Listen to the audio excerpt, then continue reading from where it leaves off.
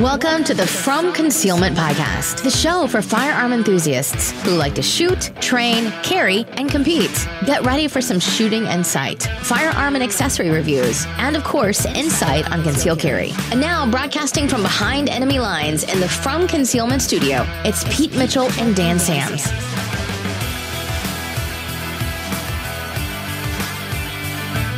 Hey, Freedom Nation. You are listening to the From Concealment Podcast. I am your co-host, Pete Mitchell, along here with Dan Sams. That's right. The one who everyone comes up to me at the range and goes, man, that guy knows a lot. Really? Yeah. That's what people say. That is interesting. If only me knowing the random things I know could make me more money. That's what I'm trying to figure out, is how to monetize this wide array of information. Dude, you'd really like it. I know this is like off subject and I haven't even given our plug to Fast OC yet, but Yeah. I was at this meeting last week and this guy was talking about all the different stuff that he does to like help him with his he's got some trauma issues from childhood. And so all these MDMA, LSD, like he's doing it all with like a doctor, right? Yeah. And someone goes, well, why don't you just take LSD or can you just slip it in people's drinks or something like that? And he goes, the CIA already did that. It was called Operation Northwoods or whatever it was. He goes, look it up or something like that. And all I could think of was you with that. Yeah. Oh, I'm drawing a blank on the name of that. It's Operation like Night.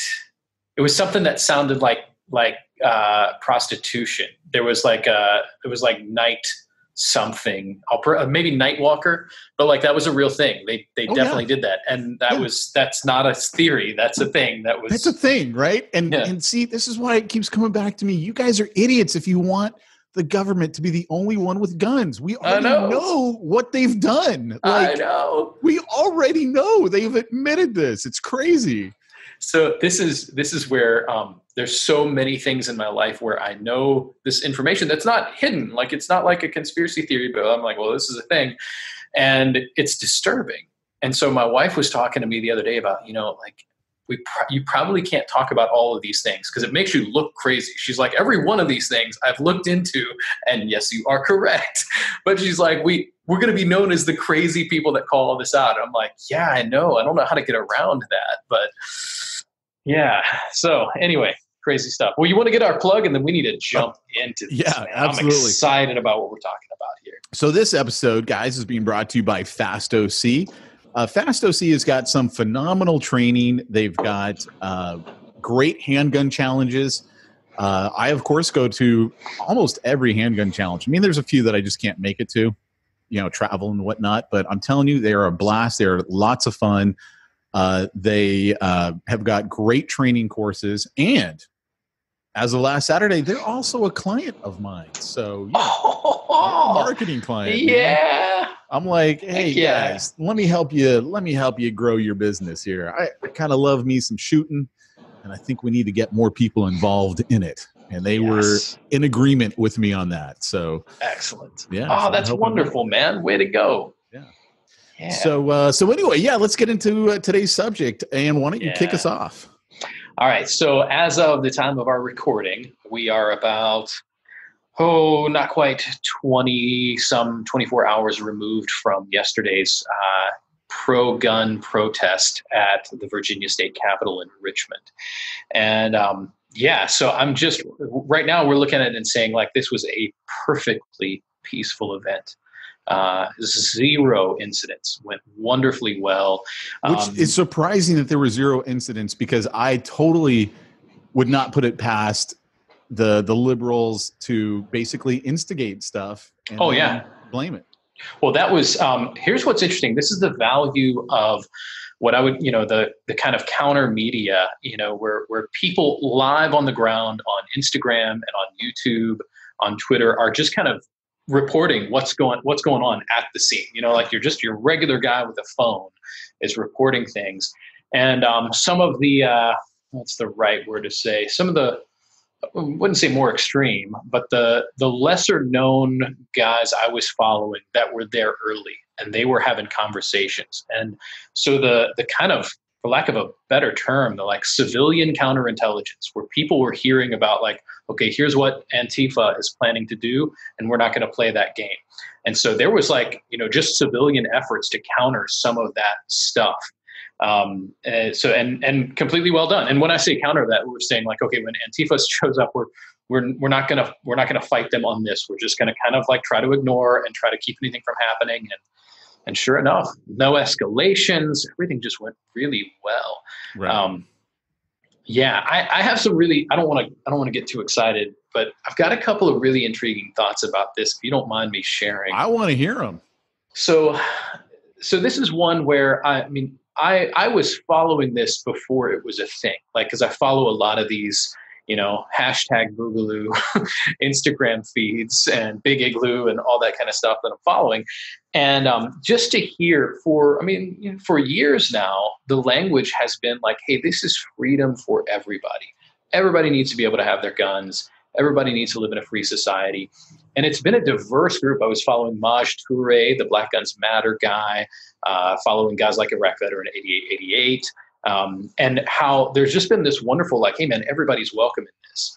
So when the popular media tried to spin some type of a racist motive on this, it just couldn't stick. So I don't know if you noticed, almost every time CNN or USA Today shared anything, they would mention two things. They would mention the Charlottesville march, the whole like unite the right, alt-right, white nationalist thing, which had zero to do with the pro-gun rally that we saw yesterday. But they would try to mention them together. And all they would do is mention them. Like, oh, we don't want a repeat of whatever. I'm like, why would you, like, that would be like, why? We don't want a repeat of Woodstock. Well, like, it has nothing to do with what was happening yesterday. But in all of the news stories, they kept mentioning that. The other thing they mentioned was the FBI arresting a couple of white nationalists, which again, or I think it was 3, had zero to do with the event. Supposedly there was something about maybe they wanted to attend, but no association, no anything. What they also didn't do is mention that, groups like Black Guns Matter, Gay Guns Matter, like all of these random groups that don't fit that kind of right-wing stereotype were marching with the pro-gun groups yesterday. And so if you'd followed anything, all of the videos, like there's this diverse crowd of people and they're just having fun hanging out, carrying their ARs or whatever. So it was an exercise to me in recognizing how much effort the mainstream media goes to set a certain narrative that does not fit the facts. And unless you're following people on the ground, it's pretty easy to be deceived. So that was just leading into it, following it, that was something that I'm like, man, there's such a disparity as to what's actually happening and what they're reporting. And so that was what was on my mind initially on this thing. Let's talk about the guillotine. Yes, I was so excited. Had the balls to bring a guillotine to a gun rally. That was awesome. It was amazing. Oh my goodness. That was one of the best things to see. The other is the guy carrying the Barrett. Oh my gosh, the 50 cal. I showed that to my buddy and he's like, is it real? And I'm like, yeah, it's real. It's real. The 50 cal. Everyone else with their AR. He's like, no, I'm sporting this. Did you see the meme where it's a picture of him and the reporter says, so are you sexually active? And then he's like, I brought a Barrett. And then it's just, wow, a simple yes would have done. Yeah. Oh, it's so great. There were so many wonderful things there. There was a great banner that said, gun rights are trans rights. Yeah, I know. You're right. Like groups that you would never imagine coming together were like, the gun rights are women's rights. Gun rights are black rights. I saw all of those banners there. It was wonderful. It was really, and completely peaceful, man. Yeah, completely. I will tell you, I really did have some level of concern when Northam declared the state of emergency, and I'm like, man, that's like, that's stepping things up. And then essentially said we're not going to allow, guns on the Capitol grounds. And I'm like, man, how much do we want to push this? Do we want to try to make a statement? Stop them? That many people. And then if we do, how are you going to stop? And that, like, if somebody wanted to start something, it could have started yesterday. We could have had. The Ice Shelter Builders Union was meeting in Richmond. The large ice shelter builders union, just to make that clear for all my homies listening. And so if somebody wanted to like have an issue, it could have gone down yesterday. Yeah. And it didn't. And so, I mean, to me, this is a good scenario. It shows that like gun owners are not crazy people wanting to start something. They're peaceful people that want to be left alone with their ability to defend themselves. Someone wrote a great meme on Facebook and said, if guns were the problem, yesterday just proved that's not possible. Yes. Because come on, man, that many guns, that many diverse groups all coming together. Yeah. Everyone's sporting I mean, look at how many people were carrying ARs. Oh yeah, all over the place. It seemed like that was the norm, is you were carrying your AR. Followed a couple of guys that were giving away 30-round mags, and so all these standard capacity mags going out. And he's like, giving these away because if the bill goes through, you're going to be a felon as soon as it happens. Right. That was great. It was good times. No, I think that whole thing is just evidence of the goodness of the movement. And also it seemed to just bring people together out. And I actually think it was really good for the unity of our country to see so many groups coming out saying like, we're for this, man. It was good. Dude, and then that stupid governor like taking credit. Oh, we de-escalated and blah, blah. And it's like, dude, shut up. You're the one who started everything, kicking off a state of emergency. People with guns are showing up. We better have more of our people with guns. Yeah. I mean, that's all you're doing. And that guy, he's just wicked. I mean, this is the same guy that referenced in one of their, maybe not everybody agrees with me on this, but on one of his super pro-choice bills, he was on the radio mentioning essentially giving an opportunity for infanticide. And he was essentially saying like, oh, well, baby's born and they may or may not resuscitate. Like, this is just evil, man. I mean, he's a bad dude. And yeah, I'm glad we didn't have any bloodshed that day, but man, he if it had to happen, he was the instigator. Yeah, and he was totally the instigator. He started the whole stupid thing, and I mean, I really am losing faith in the Supreme Court. I'm losing faith in the Supreme Court. They keep making these decisions. And they like don't care when someone goes and violates their ruling. Yeah. And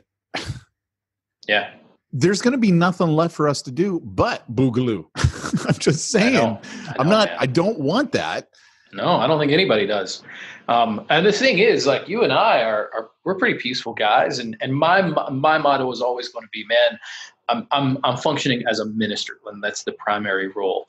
But man, think about it. There's a whole lot of other people that just won't be willing to put up with as much crap as you and I will.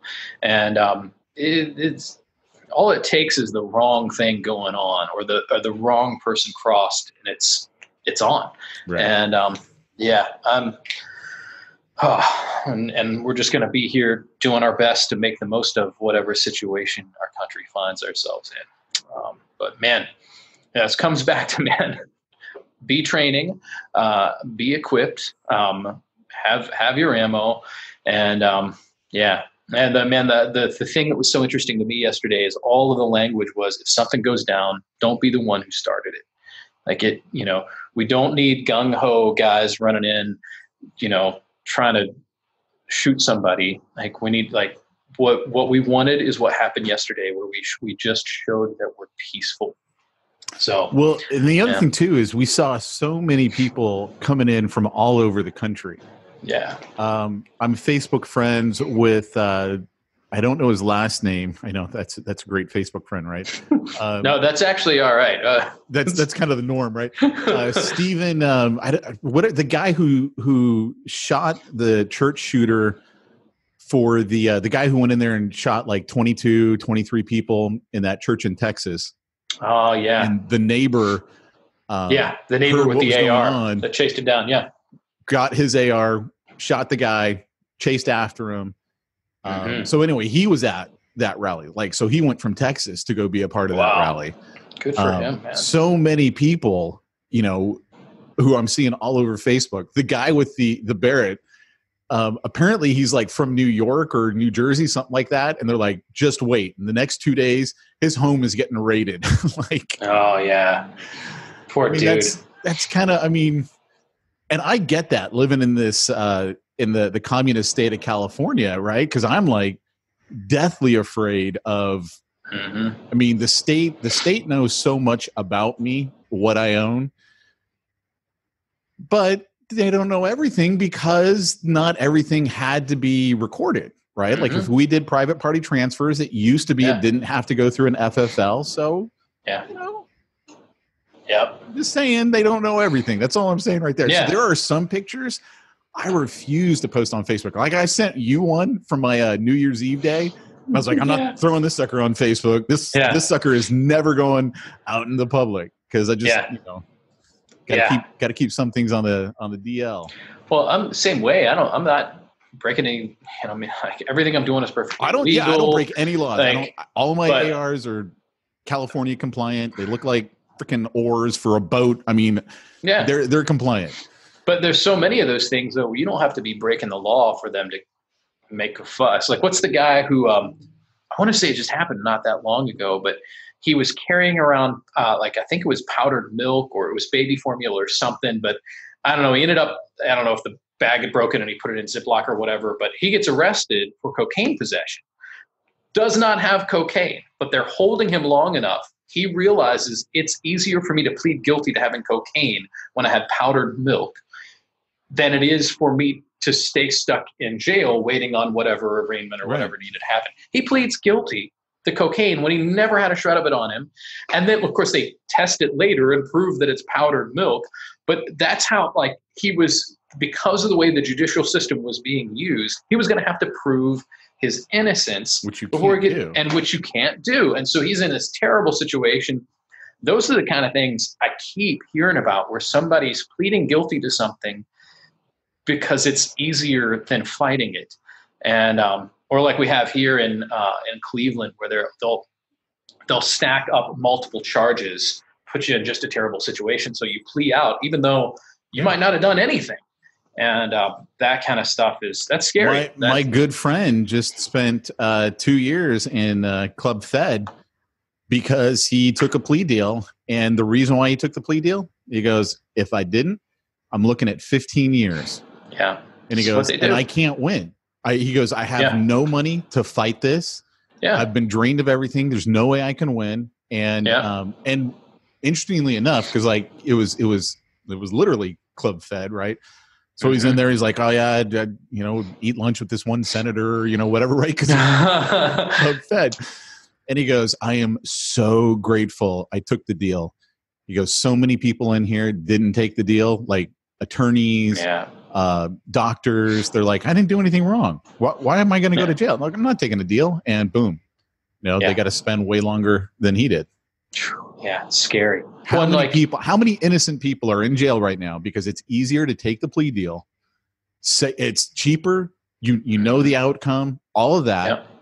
And here's the worst part. No one is going to believe that you didn't do it. Yeah, no matter what you do. Guilty. No matter what. You're guilty. You're stained for the rest of your life.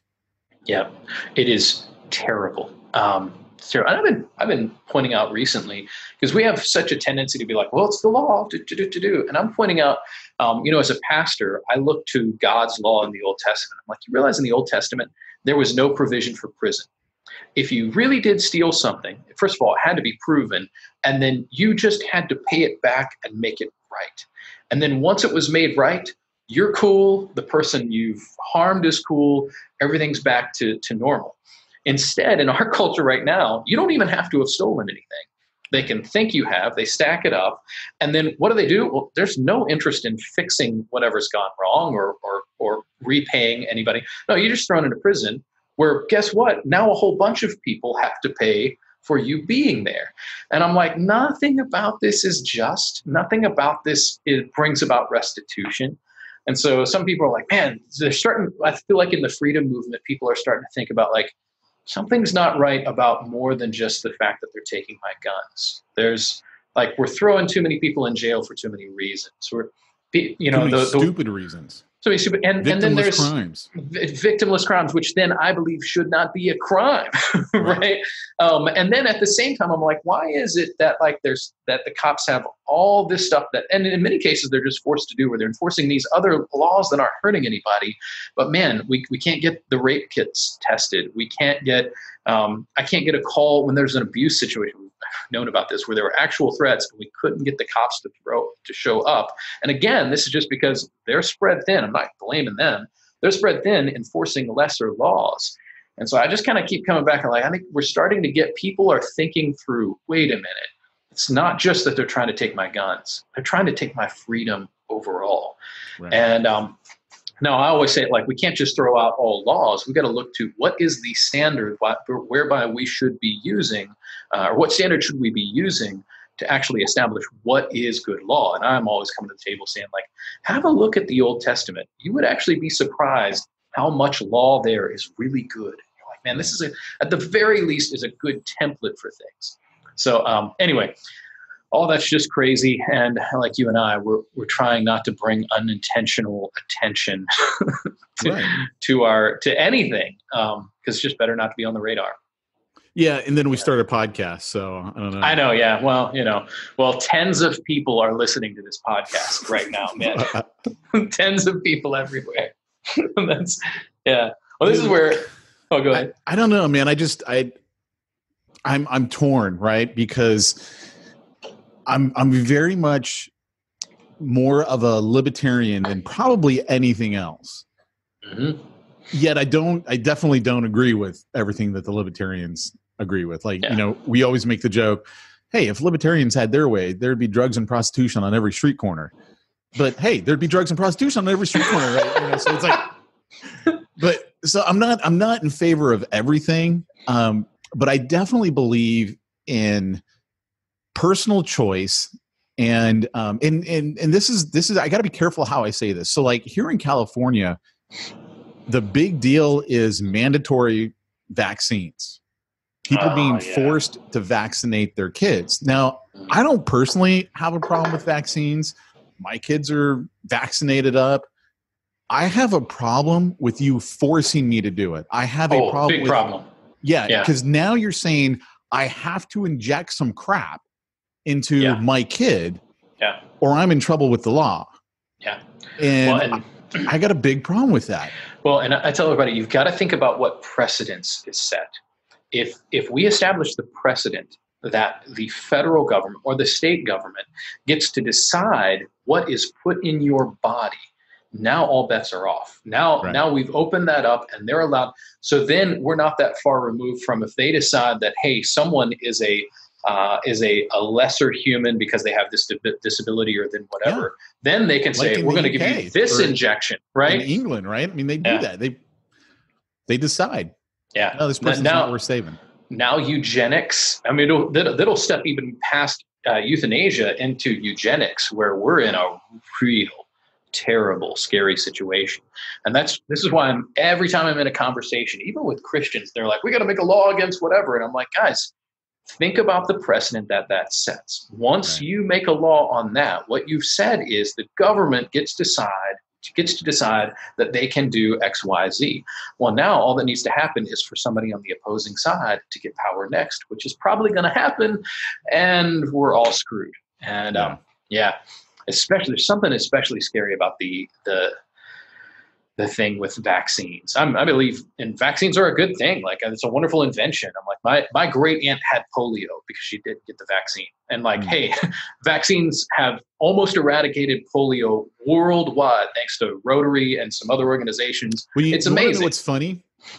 So I one of my friends is a total anti-vaxxer. And of course he's a chiropractor. Like every chiropractor is an anti-vaxxer.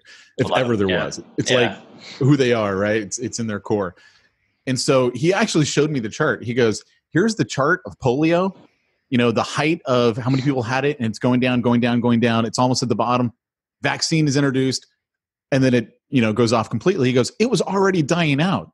Really? He goes, what do? They take credit for it. And they're like, oh, this is why we need vaccines. He goes, look at every single one. Spanish flu, Black Plague, all of that. He goes, that's the way viruses go. They always die out. And he goes, the vaccines show up at the end. They do almost no good whatsoever. So he's a total anti-vaxxer, right? So, oof. Yikes. Again, my whole thing is, like I said, I don't like, it's not my big deal, right? It's not my cross to bear. I'm like, whatever, just vaccinate me, vaccinate my kids. I'm fine with that. I just don't like being forced like that. I have a huge problem with. Totally. I'm 100% with you. Yeah. On that with a lot of things. I'm like, let's just not force people on as much as we can. And the only time I would say that there's room for it is if it's like, hey, if this person is doing something to harm another person, well, sure, we need to use force to stop them. But other than that, man, it gets me real nervous. Yeah. So, yeah, man. It's actually one of the reasons I was told this by a friend. It's one of the reasons why homeschooling is such a big deal in California. That's how you can avoid the vaccine laws. Vaccine thing, because they'll keep your kids out of school, essentially. Yeah, they'll keep your kids out of school, which legally they shouldn't be able to do because they're stealing our money to pay for kids anyway. And what, my kid's not good enough because I won't inject them with mercury and everything else that we know is bad. Yeah, because there's some stuff that's not so good going in some of those. And that's the other thing is like, who knows what factory, what's coming from. Oh, dude, I totally believe, I will definitely say this about vaccines. It is a big pharma rig. Oh. They are pushing for all these vaccine laws because they make bank. Forcing every kid in America to get their crap. And just the sheer number of them. I remember having a conversation with my mom about this, about how many more vaccines that it was expected that my kids got than me. Like, I mean, I think over the course of like the first like 10 years of my life, there were maybe like 5 or 6 of them. I don't remember. It wasn't very many. Right. I mean, there's something like 20 some in the first 2 years now. It's nuts. Don't hold me to those numbers. Like I remember like saying like, man, this one and this one and this one, and what? And totally locked in. Well, just like anything else, man, if you can get people to be forced to have to do it. And then, like you said, think about the precedent. So now it's like, well, they already make us they already make us have vaccines. So now we need to have this chip in us. Now they need to, they want to GPS us, not just our phones, which basically is GPSing us, but Oh, and then we get to the place where it's like, well, they're not going to give the life-saving medication to Uncle so-and-so, but well, it is expensive and the government does pay for all of this now. I'm like, this is that like slow fade into all the evil things, man. I honestly wonder if people haven't thought that part through. But I've totally thought about that. I'm like, I mean, once the government takes over, then they're going to say, oh, well, you know what? It's really expensive and you smoke, so we're not going to cover your lung cancer. Yeah. Oh, you really, you're overweight, so we're not going to cover your diabetes. Oh, you're this, you're that. And I mean. Well, everybody who's thought it through gets labeled as the crazy one.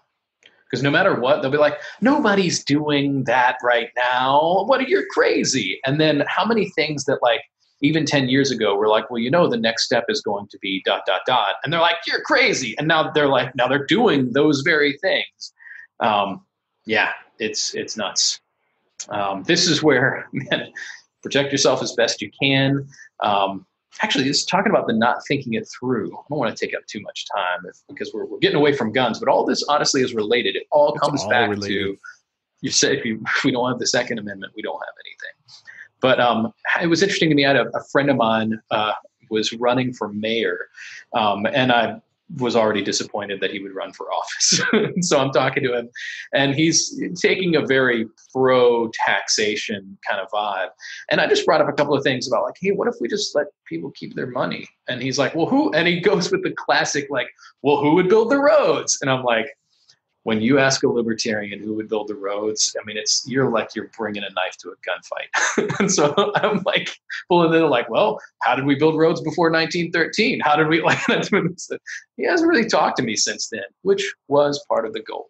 So anyway. Well, it's funny here in California, we got all these tow roads and they were privately done.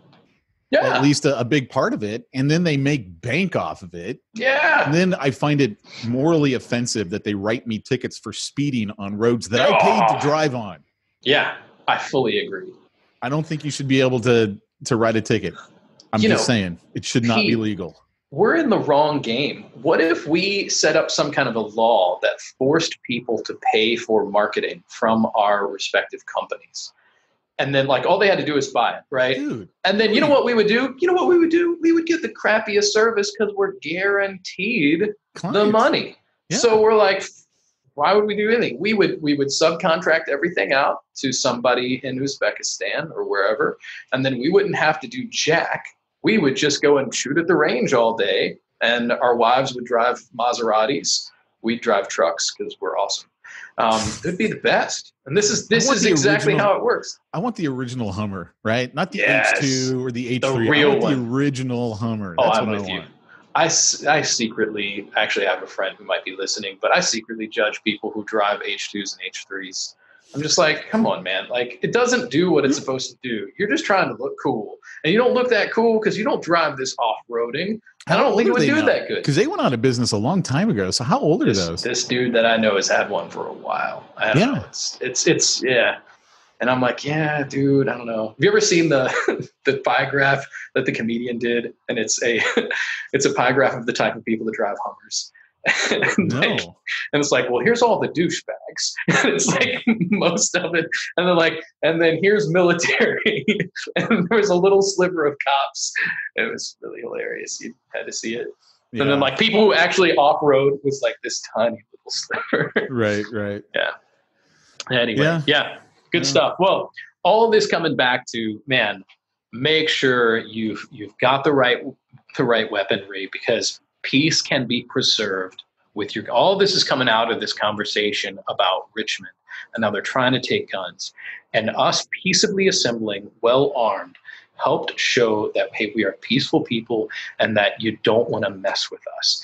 And so, just on all of these topics, it comes back to, you need to be armed. So make sure you've adequately armed yourself for the sake of peace. I think that's what it comes back to. For the sake of peace, be well armed, be well equipped, know how to use it. And it's a good thing for everybody, even the people that aren't like you. And so, yeah, that's my final thought of the day. I dig it, man. I dig it. Yeah. Why don't you go ahead and give Lake Erie their props? Yeah. So, hey, everybody, as you guys know, we often mention Lake Erie. Since we've been talking about them on the show, so many of you guys have to have been downloading the AR-15 build subscriptions, the CCW subscriptions. It seems like when we're mentioning those, especially when the show is about one of those things, you guys are jumping on. So thanks for showing them love. Keep doing that. If you haven't already signed up, the subscriptions are free. Lots of great videos, lots of great training, lots of great suggestions for stuff that you might be interested in. Go ahead and jump out. And then, of course, when you're here in Northeast Ohio, drop on by Lake Erie Arms. Some really exciting stuff is coming down the pike there. So come on out. We'll see you later. All right, guys, we'll be back next week with another great episode of the From Concealment Podcast. Take care, everyone. Take care. You've been listening to the From Concealment Podcast with Pete Mitchell and Dan Sams. Be sure to tune in next week for more gun talk. Also, check out the From Concealment website for more shooting-related goodness at FromConcealment.com.